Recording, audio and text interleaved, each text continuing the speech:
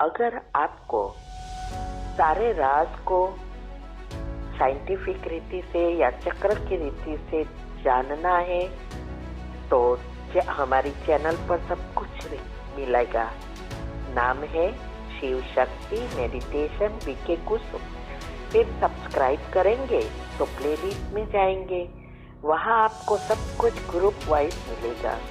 साथ साथ like share और कमेंट भी कीजिए, इससे आपका दुआ का खाता बढ़ेगा और आप जल्दी आगे बढ़ सकेंगे। लेकिन दुआ तब मिलती है जब हमारी कमेंट से दूसरों को फायदा होता है, तब दुआ निकलती है। तो घर बैठे पुण्य कमाने का साधन है दुआ। ओम शांति। ओम शांति। आपका प्रश्न है, दिव्य गुणों रूपी प्रभु प्रसाद खाने और खिलाने से कैसे देवता बन सकते हैं? ये प्रभु प्रसाद कैसे बनता है? उत्तर है,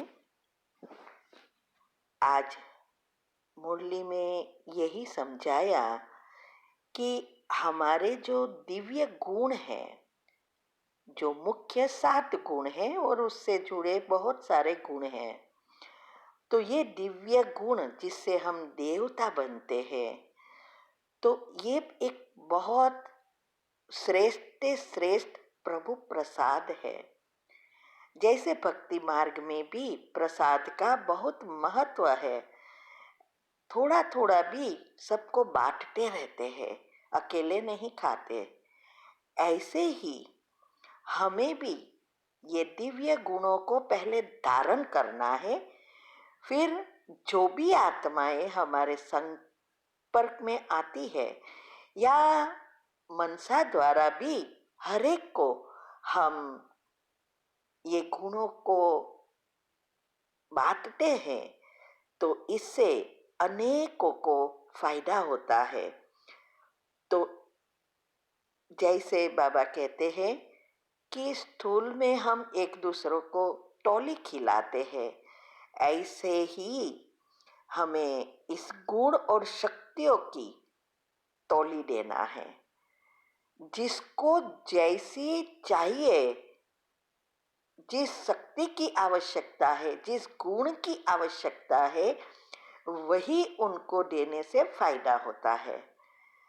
जैसे किसी को पानी की प्यास लगी हो और हम 56 भोग दे, वो सेटिस्फाई नहीं होगा जब तक पानी नहीं पिएगा।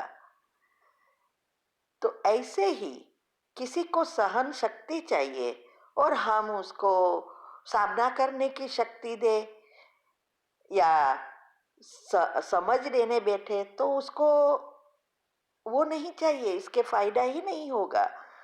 तो हमें पहले तो परखना है कि इस आत्मा का इंटरेस्ट क्या है। इसीलिए कई बार मुरली में आता है, बाबा कहते हैं कि जैसे सामने वाली आत्मा है, जो बीमारी उनकी है, उस अनुसार ही उसको दवाई देनी है, माना समझाना है, तब उनको तीर लगेगा।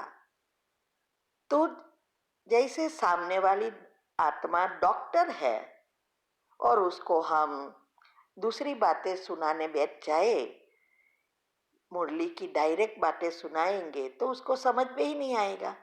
तो हमें उनको उनकी भाषा में समझाना पड़ता है। ऐसे कोई भक्त है, कोई गृहस्थी है, कोई टीचर है, सामने वाले का इंटरेस्ट और जरूरत क्या है, उस अनुसार अगर हम समझाएंगे तो सफलता मिलेगी। ऐसे ही हमें हर एक आत्मा को गुण और शक्तियों का दान देना है, लेकिन पहले अपनी मनसा शुद्ध पवित्र बनानी है, बुद्धि को दिव्य बनानी है, और उसके लिए चाहिए मनन चिंतन और मंथन। जो योग की पहली अवस्था हमने बताई है, और दिनचर्या मनचर्या जब सेट होती है तब हमारी बुद्धि का ताला खुलता है, शुद्ध पवित्र बनती है, तो उससे वृत्ति भी पवित्र पवित्र बनेगी। तो तभी हम किसी को शुद्ध वृत्ति से मनसा से अपने वाइब्रेशंस द्वारा शक्तियों का या गुणों का दान दे सकते हैं। तो इसीलिए ये हमें हमारे कर्म, हमारे वाइब्रेशंस को सुधारने के लिए सकारात्मकता, योग, धारणा ये कितना है उस अनुसार हम दूसरों को दे सकेंगे। तो पहले हमें दिव्य गुणों की धारणा करनी पड़ेगी, तब हम दूसरों को दे सकेंगे। हमारे संस्कार ऐसे होने चाहिए जो हर एक कर्म में हमें ये दिखाई दे। तो जब हम ज्ञान सुनते सुनते स्वरूप बन जाते हैं, तब हमारी चाल चलन, चेहरे, वाणी, व्यवहार सब में ज्ञान झलकता है, हमारी रग रग में ज्ञान बैठ जाता है। यही है दिल से निकली हुई बात दिल तक पहुंचेगी। तो दूसरों को दिल तक पहुंचाना है तो पहले हमें स्वरूप बनकर रग रग में बसाना पड़ता है। तो इसको कहते हैं दिल से बाबा को याद करना। ये याद करना नहीं पड़ेगा, याद सताएगी, नेचुरल बन जाएगी। तो इसके लिए हमें पहले खुद को गुणमूर्त बनाना है और दूसरों को मदद करनी है। लेकिन मदद कब कर सकेंगे? जब हमें हर एक प्रकार की समझ हो और साथ साथ हम खुद उसको रग रग में बसाया हो, तब दूसरों को सहयोग कर सकेंगे। तो हमारा जो लक्ष्य है, ब्राह्मण सो फरिश्ता सो देवता, वो सब सहज ही प्रत्यक्ष दिखाई देगा। इसीलिए पहली योग की जो अवस्था है वही हमें सकारात्मक बनाती है। हमारे अंदर जो भी 7 मुख्य पॉइंट है, जो 7 गुण से जुड़े हैं, मुख्य 7 अंग और मुख्य 7 एनर्जी पॉइंट्स, तो ये जब हम सकारात्मक बन जाते हैं तो हमारे अंदर पॉजिटिविटी नेचुरल हो जाती है। जैसे अभी हमारी नेगेटिविटी नेचुरल है, बुरा सोचना, बुरा करना, बुरा देखना, ये नेचुरल है। सारे विश्व में सभी आत्माओं का ये संस्कार बन गए हैं। ऐसे ही जब हम पॉजिटिव बनते हैं तो फिर नेगेटिव करना मुश्किल हो जाएगा। नेगेटिव के लिए मेहनत करनी पड़ेगी, झूठ बोलने के लिए मेहनत करनी पड़ेगी। तो ये अवस्था जब बनाएंगे तब हम पहले जन्म में आने के लायक बन सकेंगे। तो देवता बनना अर्थात पहले देवी गुण खुद धारण कर औरों को प्रसाद के रूप में बांटते रहना, क्योंकि प्रजा नहीं बनेगी तो राजा कहाँ से बनेंगे। ओम शांति। आपका प्रश्न है, स्लोगन समझना है। अव्यक्त स्थिति द्वारा अव्यक्त स्थिति का अनुभव करने के लिए बाह्य मुक्ता को छोड़ अंतर्मुखी एकांतवासी बनो, ये समझना है। उत्तर है बाह्य मुक्ता अर्थात ये हमारी मन बुद्धि सदा दुनियावी चीजों में रहे, तो ये बाह्य मुक्ता से हमारे अवगुण और विकार बढ़ते जाते हैं और कर्म भी ज्यादा पाप कर्म बनते हैं।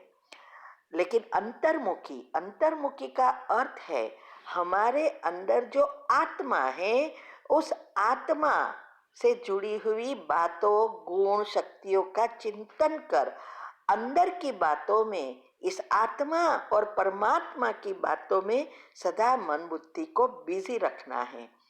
तो एकांतवासी होना अर्थात एक रूम में बैठ नहीं जाना है, एक की अंत में माना एक की याद में खो जाना।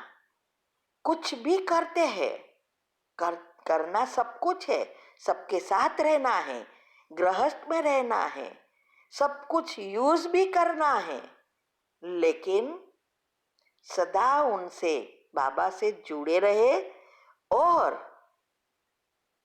हम बाबा की याद में सब कुछ करते हुए भी कुछ नहीं करते, ऐसी अवस्था बनानी है। तब हम अव्यक्त स्थिति का अनुभव कर सकेंगे। कर्म करते भी सदा याद रहे कि मैं इस शरीर नहीं लेकिन आत्मा हूं, और जिसको भी हम देखे आत्मिक स्मृति में ही रहे और आत्मा ही देखे।